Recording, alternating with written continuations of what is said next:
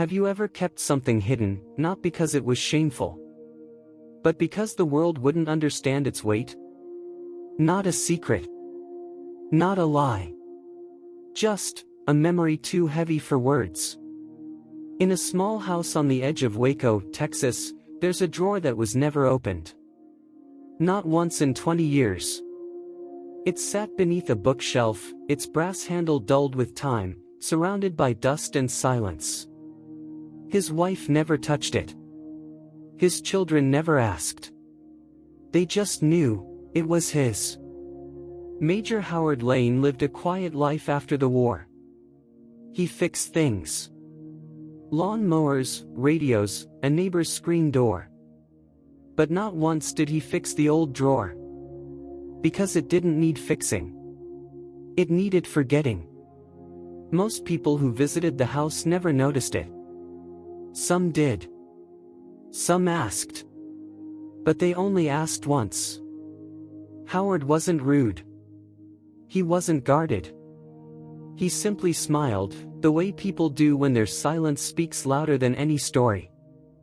Inside that drawer was a wooden box. And inside that box, nothing. Just soft felt. No metal. No note. Just space. A space where something should have been. But never arrived. His wife dusted around it every week. She never said it aloud. But she hoped, maybe one day, he'd put something inside. A ribbon. A pin. A memory that didn't hurt as much. But he never did. Until one winter morning. When a letter came from the Department of the Army. And the silence of that unopened drawer began to shift. Not loudly. Not all at once. But like all things sacred. It started with a whisper. Major Howard Lane never spoke much about himself.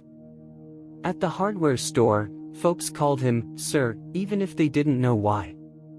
He had a way about him, measured steps, a gaze that lingered, like he saw more than he ever said. He walked every morning at 6 a.m., rain or shine. Same trail. Same boots. Same silence. He wasn't tall. He wasn't loud. But when he entered a room, people noticed. Not because he demanded it. Because he carried something. Not weight on his shoulders. But weight in his presence. The neighborhood kids used to wave from their bikes. He'd tip his cap, sometimes with a half smile. They didn't know what to make of him. He was polite but private. Generous but distant. Every 4th of July, his wife June placed a small flag in the flower bed. He never objected. But he also never stood outside. Instead, he'd stay by the window with a book in hand. Watching, quietly, as fireworks filled the sky he once flew beneath. At church, he sat in the third pew from the back. He never missed a service. Never led a prayer. But when someone lost a loved one, he was always the first to bring a meal. And the last to leave after the chairs were folded. People in town knew him as steady. Steady hands. Steady eyes. But even steady men can carry storms no one sees. June once asked him, gently, "Do you ever wish they'd given you that medal?" He looked at her, held her gaze for a moment, then said, "I wish they'd all made it home. The rest doesn't matter." And with that, he returned to folding the laundry. One shirt at a time, each motion deliberate, like every crease deserved its own kind of respect. It was a Tuesday morning. The sky hung low with winter clouds, and the mail came later than usual. June brought it in with her hands still dusted from flour. She set the envelopes on the kitchen table beside Howard's coffee, same spot every morning, and didn't say a word. They were mostly bills, a church bulletin, and one envelope that didn't match the rest, thicker, government sealed, return address, Department of the Army. Howard saw it. Didn't touch it. Just looked at it like it might disappear if he stared long enough. He didn't open it until after breakfast. He cleared the table, rinsed the plates, folded his napkin, everything in its place, like always. June watched from across the room, not pressing, not asking. When he finally broke the seal, the letter slid out with a soft weight. A single page. Typed. Formal. Precise. It was a notification. A request, technically. He was being asked to appear before a military review board. A closed hearing. A reassessment of certain commendations and actions taken during his time in command, specifically during the Eastern Ridge engagement, April 1968. That was all it said. No explanation. No apology. Just, we ask for your presence. He read it once. Then again. June waited, careful not to step on the moment. She knew Howard. If he needed to speak, he would. But he didn't. He folded the letter, tucked it back into the envelope, and placed it inside the center drawer of the kitchen hutch. Not the locked one. Not the dust-covered one.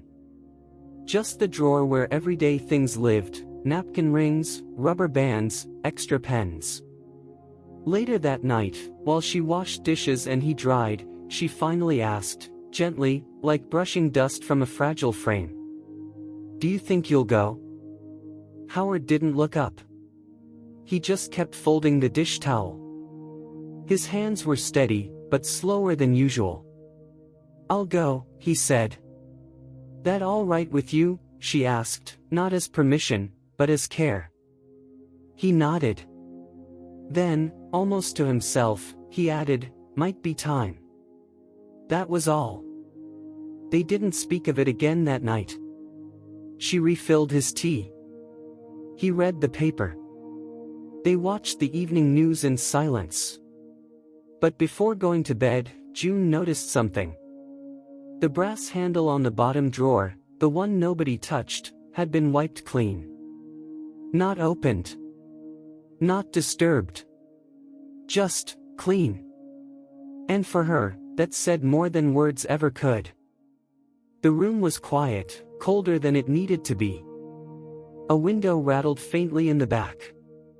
Fluorescent lights buzzed overhead, and the walls were painted that same pale beige every government building seemed to agree on. Howard sat at the far end of the long table. 3 officers across from him. 2 men, 1 woman. All younger. All respectful.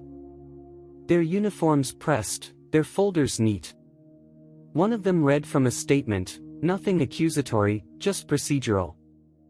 Reviewing citations. Clarifying inconsistencies in the record. Requesting personal reflection on actions taken in April of '68, Sector Delta Ridge. Howard answered plainly. No embellishment. No defense. His voice calm, steady. They asked about the evacuation. About his decision not to pull back when ordered. About why he stayed. He replied, because there were still men out there. They nodded, took notes. Asked nothing more. Then there was a pause. One of those long, uncertain ones where nobody wants to say the next thing first. That's when the door creaked open. A woman stepped in. Mid-60s. Gray hair pulled back into a tight bun. Civilian clothes, but military posture. She didn't announce herself. She simply walked to the edge of the room and spoke. I wasn't on the list to testify, she said. But I was there. I was the nurse assigned to the 3rd Med tent that day. The officers looked to one another. One leaned toward his mic and asked her name. She gave it, Evelyn Carter. Retired Army Nurse Corps. Served 1966 to 1970. They let her speak. Evelyn didn't raise her voice. She didn't look at notes. She just looked straight at Howard. I saw him carry 7 men out of a fire zone. Himself. No stretcher. No backup. She turned to the panel. He came back for me. I was hit by shrapnel behind the triage tent. They thought it was clear. It wasn't. She paused. He didn't hesitate. He just lifted me, like I weighed nothing. Carried me through smoke so thick I couldn't see his face. Only his hand. He didn't speak. Didn't ask. Just acted. The room was still. One of the men he carried died the next morning. But the rest lived. Including me. She pulled a folded paper from her coat. I wrote this the day after it happened. I kept it all these years. His name was in it. I sent it once, but it never made it into the record. She placed the letter on the table. No ceremony. Just truth. The officers didn't say anything. Neither did Howard. Evelyn looked at him once more, softer now. I don't know why you never told them. Maybe you didn't want to. Maybe you thought they wouldn't believe it. But I was there. And I'm telling it now. Then she nodded to the board, and walked out. No handshake. No goodbye. Just the quiet steps of a woman who had finally set something down she'd carried for too long. Howard sat still. His hands in his lap. His face unreadable. But for the first time that morning, he closed his eyes. Just briefly. And when he opened them again, he looked older. And lighter. All at once. There was no applause. Not that kind, anyway. When Evelyn Carter left the room, the door eased shut behind her, as if even the hinges understood it wasn't time for noise. The panel of officers sat motionless, their pens still, hands resting gently on their folders. No one dared speak. Howard Lane didn't move either. He sat exactly as he had before, hands folded, eyes low, posture upright but quiet. If he felt anything, he didn't show it. But something had shifted. You could feel it in the room. Like a storm that had passed, leaving only stillness behind. One of the officers, a lieutenant colonel with a silver nameplate that read, Baker, cleared his throat. It wasn't to interrupt, but to ground himself. He leaned toward the mic, then paused again. The words just didn't come. Eventually, he said, Major Lane, we'll take everything presented today into formal review. You'll receive written notice regarding next steps. Howard nodded once. A single, respectful acknowledgement. Colonel Baker stood, gently closed the folder in front of him, and added, I appreciate your time, sir. Appreciation's not necessary, Howard replied quietly. Just truth. With that, he rose from his chair. He didn't shake hands. He didn't look back. He just adjusted the crease in his sleeve and walked out of the room, one steady step at a time. Down the hall, the building was mostly empty. Just a janitor mopping near the elevator, and a receptionist humming something soft from behind a plexiglass window. No one stopped him. No one asked questions.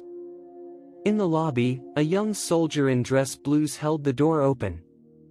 He looked at Howard with a kind of hesitant reverence, like he knew he should say something but didn't have the right words. Howard gave him a polite nod. The soldier spoke anyway. Sir, my grandfather served under you. In '68. He used to say, that man didn't just follow orders. He followed his own compass. Howard looked at him, searching for any sign of exaggeration. "What was his name?" he asked. "Private Sam Riggins." Howard blinked once. The name clearly meant something. He said, "Riggins." "Yeah." He made it out. "Yes, sir." "He did. Because of you." Howard didn't respond right away. Then he placed his hand gently on the young man's shoulder, not as a statement, but as memory. Just long enough to say everything words could not. Outside, the air was sharp with cold. His breath fogged in front of him as he made his way to the parking lot.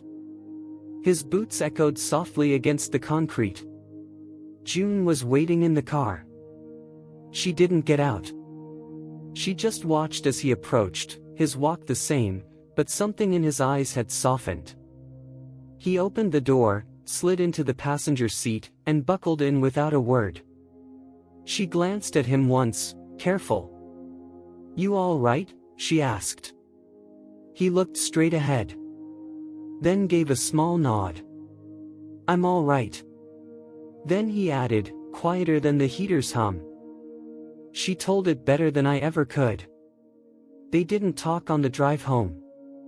They didn't have to. That night, the house was quieter than usual. June made tea, as she always did, and placed a cup in front of him without saying a word. Howard sat at the kitchen table, staring out the window into the dark yard. Nothing moved out there, not the trees, not the wind. Just stillness. After a while, she sat down across from him. No questions. Just presence. Then, softly, she said, "I never asked why you didn't tell them. But if you want to say it now, I'm listening." He looked at her. Not surprised, not defensive. Just tired. "I didn't want it to be about me," he said. "Not when there were men who didn't come home." She nodded, not interrupting. He added, telling it, felt like claiming something that wasn't mine to claim. "Those boys gave everything. All I did was come back." June reached for his hand, resting hers lightly on top. "You didn't come back empty," she said. He didn't respond right away. His eyes lingered on a small crack in the table's surface, something he'd been meaning to repair for months. "I remember each one," he finally said. "Not their ranks. Not their records. Their faces. Their jokes. One of them used to sing off-key just to make us laugh." He smiled for half a second. Then the smile faded. "They trusted me," he whispered. "And a few of them still didn't make it. How do you tell that story and call yourself a hero?" June didn't answer. She knew it wasn't really a question. Howard took a slow breath, then reached for his tea. It had gone cold, but he drank it anyway. Some stories don't get told because they're forgotten. Others stay untold because the person who lived them doesn't believe the world should hear. Howard Lane had never been afraid of telling the truth. He just didn't think it needed to be told loudly. The package came 2 weeks later. No ceremony. No phone call. Just a small box left on their front porch, wrapped in brown paper with a government return label. June brought it inside and placed it on the kitchen table. She didn't open it. She just waited. Howard came in from the shed around noon. He saw the box, saw her standing by it, and knew. She didn't say anything. She just stepped aside. He unwrapped it slowly, with the care of someone handling something far older than it looked. Inside was a smaller box, dark wood, polished, and new. No inscription. No fanfare. When he opened it, there it was. A medal. Bronze star with a V device. Valor. It sat in black velvet like it had always been waiting. Howard didn't pick it up. He just looked at it for a long moment. Then closed the lid, gently. Not like it was fragile, but like it mattered. He carried it across the house, to the drawer no one had touched in years. The one with the clean brass handle and the faint smell of cedar inside. He opened the drawer. Inside was the old wooden box. The one that had stayed empty for 2 decades. He removed the lid and placed the metal inside, still in its case. Then he closed it. Just once. Smooth, final. And for the first time, he didn't push the drawer shut and walk away. He stayed standing there, his hand resting on the wood. June watched from the doorway. "He would have been proud of you," she said softly. Howard nodded. "Maybe," he whispered. "But this isn't just for him." She knew what he meant. It wasn't about a single soldier, or even a single act. It was about the ones who couldn't tell their story. And the one who finally let theirs be heard. The box never gathered dust again. Howard never mentioned the metal again. It stayed in that old drawer, tucked neatly inside the wooden box, closed like a prayer you don't say out loud. But from that day forward, something about him was different, not in a way anyone could name, but in the way he moved, the way he listened, the way he stood just a little straighter in the mornings. He still took his walks at 6 a.m., still wore the same boots. But one morning in early spring, he stepped outside in full uniform. Jacket pressed, collar neat, the fabric showing its age but not its wear. June watched him from the porch. She didn't ask where he was going. She just said, "It looks good on you." He adjusted his cuffs. "Still fits," he said with the faintest grin. And then he walked, down the same sidewalk, past the same maple trees that had lined their street for 40 years. Neighbors saw him and waved. A few paused, unsure whether to salute or simply nod. Most just watched. It wasn't Veterans Day. It wasn't a parade. It was just Tuesday. But to the people who knew him, who'd passed him on grocery aisles or church pews, it meant something. Not because of the medal. But because Howard Lane had always been a quiet man. And when quiet men choose to be seen, it means they have something to say, even if they never speak it out loud. Later that evening, June folded his uniform and placed it gently over the back of a chair. He had laid it there without a word, same as he always did. But the way her hands lingered on the fabric said everything. That night, Howard slept better than usual. No tossing. No murmurs. Just deep, steady breath. June told a neighbor the next day, he finally let himself rest. And maybe that's what honor really is. Not the sound of trumpets. Not the flash of medals.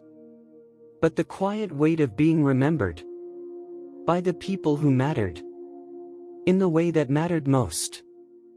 Some medals are earned in silence, and some honors take decades to be acknowledged. But the story of Major Howard Lane reminds us that dignity doesn't need an audience, and true courage often chooses the quiet path. He never sought recognition, never told the story of what he did, because to him, the weight of surviving was heavier than the need for glory. It took the voice of another, Evelyn Carter, a nurse he saved, to speak the truth he carried alone for years. And in that small act of testimony, we're reminded that sometimes, our silence isn't humility, it's grief, it's loyalty, it's love. Howard's story teaches us that valor isn't always loud. Sometimes, it's a folded uniform. A clean drawer. A name remembered quietly. Have you ever known someone like that, someone who did the right thing and never needed credit for it? If this story moved you, we invite you to like this video, share it with someone who values quiet strength, and subscribe to Legacy of Courage Stories for more true accounts of honor, sacrifice, and the power of being remembered, on your own terms.